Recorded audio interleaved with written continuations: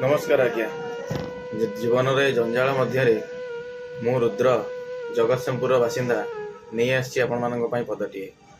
कवितार शीर्षक है स्मृति। स्मृति जेतिकी मधुर सेतिकी दुखदायक। तो बिना डेरी कर आरंभ करिया पदटीए। स्मृति मोर आजी उंकी मारे मने हृदय कोहरे भरे, मने पड़ी जाए पुराणा कथा मो नयन लोतक झरे।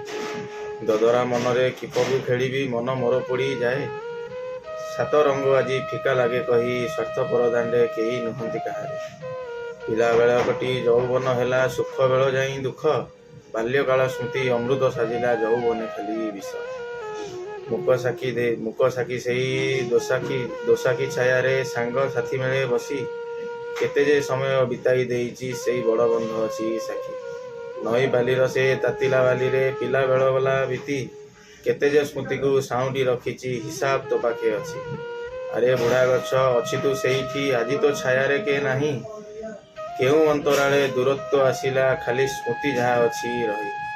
माँ माटी बिना जीवनटा फिका मन मो लागे अशांत, रंगहीन आजी दुनिया लागुची सुख खोजी खोजी मु नयंत।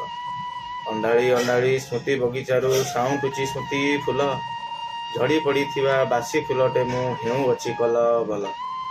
परित्यक्त मूल्य हीन मु अटई खत गदा मोर घर, मधुर बास्नार अधिकारी हेई नाही सांत्वनार नीर।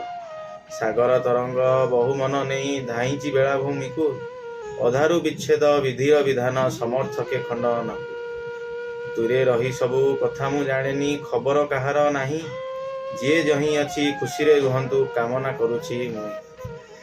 पदटीए जीवनर स्मृति को मन पकई पुणी थे भल लगी जदि दयाकोरी लाइक करेंगे, शेयर करेंगे और सब्सक्राइब करेंगे।